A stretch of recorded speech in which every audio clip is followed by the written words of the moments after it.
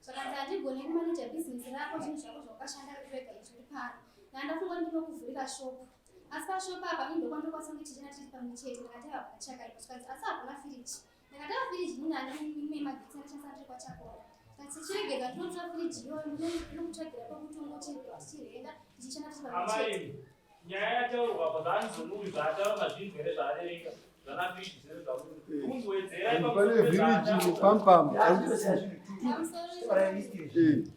true ndakuta zvimwe zvacho kune firiji nepampani yangu nyowani pakaenda pampam ndinoshanda tine pampam yangu funa kuitenge generator nepampam yangu nyowani sezvo iyi ndakupa ine nyowani kushanda kwai kuti anenge yakatofa saka ndaiva vanachakaipa pampam chino mengenda kunoshanda kumaini kwavo handina sendi zvandakawana firiji iri kumaini kwavo handina ina nhasi amai hamusi kupindira mubvunzo kati munobvumirana here nezvataurwa murume wenyu kuno zvinhu tu zvamakaenda nazvo inini zvisina kutengwa nomwoyo hatina kuti chii makazopiwa chii makapiwa gogo budai henyu mumirire mwana wenyu panzi budai henyu firiji pampamu namba 3 kune chii futi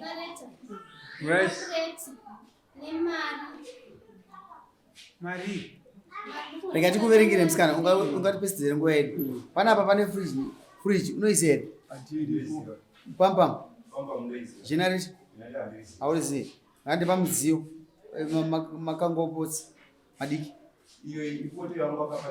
hanzi unoiziva here unoiziva ngaendi maplates acho plate wakaendisa ngani ayo unopenga beseni 1 pane kamwe titi for tati kandinoita kuitana kasingani musaweste mari muchibhadhara $30 kudai zvinhu zvese chitengwa ne$30 don't waste time isusu tine zvimwe yosisika alright chigubhu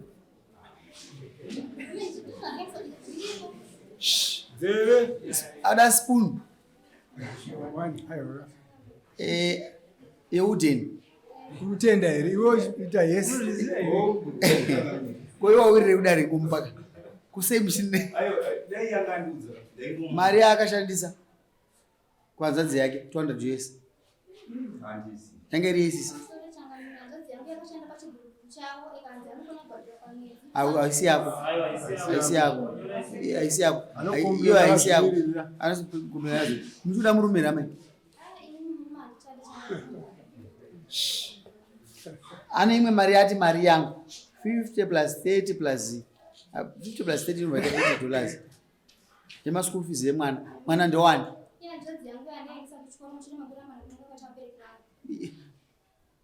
mari makaipa murume uyu mamuchigara mese here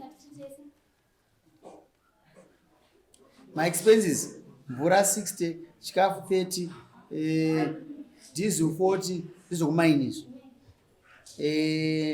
mazino 60 mari yese total yese baita $250 unoziva yaunoziva ndei yandoziva fridge ndoziva pampam yake nemaplates aataura nezvavo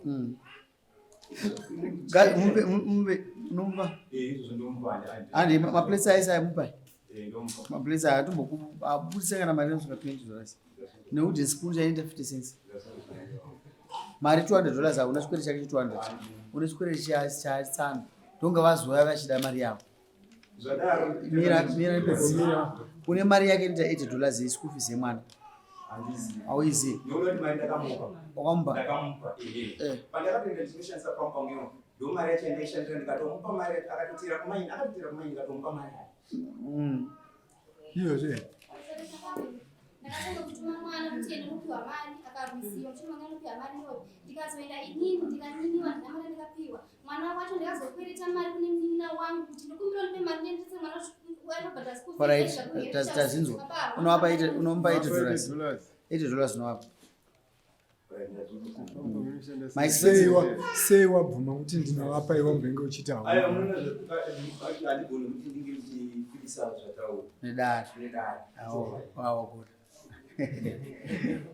Alright, my expenses ekushanda. Haana expense rakaisa. Hapana yakaisa. Yaunoziva imari. Yaunoziva haangazoshawo mbishana. Haana expense rakaisa pamaini. Because takatotakura chibhibhiri ndanochirana ndiri. Hapana expense. Imamai makaisa chi makamupa mari.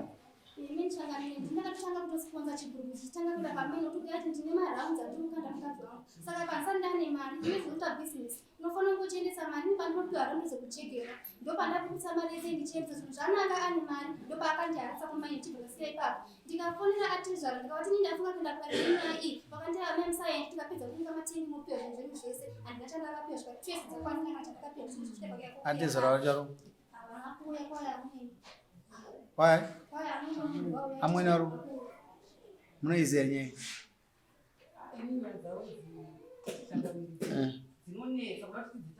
Aiyo tutora nyaya yemari.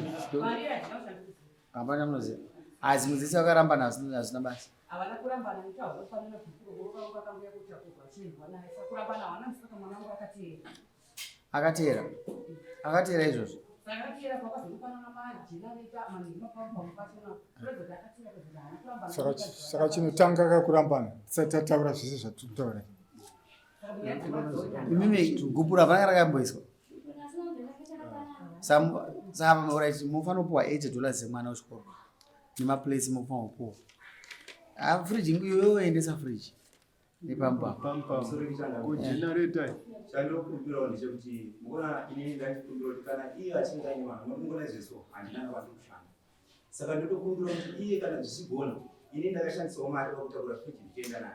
Iye ngaachitorewo fridge oiko chidzokera. Alright, unomutendera kutora. Kumbira iye Ina motora mai. Motora fridge nepamba mai chanchi. Unayo? Nomba. Generator ndisikuroona.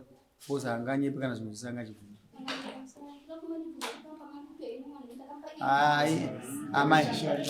Rega ndichimupindura amai. Maona zvinhu zvese. Nyaya yenyika it's a small issue.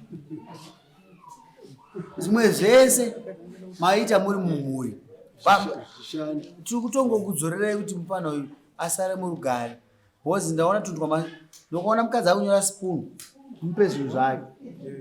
Saka inini ndiri mambo ndaona kuti kana uyu achireva spoon ko kana ndisipo anoitirwa noise. Munoona kanhu kaikai kanounganidza huchi but kari kadiki mukaziya kanzi kachi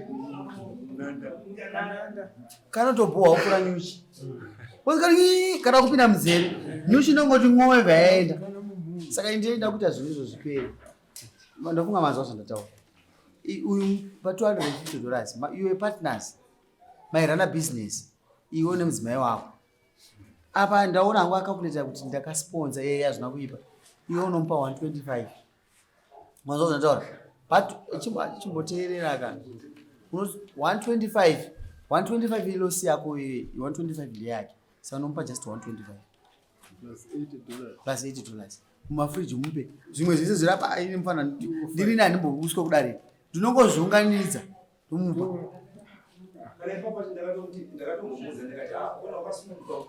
Utore. Enonomba. Unogara kupi? Mondoro. Enonomba.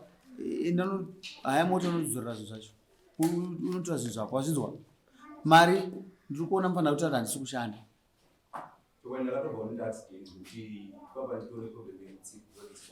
Kaswireti chinobhadhara. Ndomupa imani kuti abhadhare.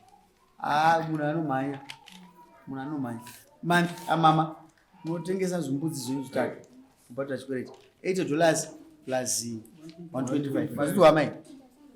Nefridge, nepampam, nemaplace enyu ese torai. Tapedza.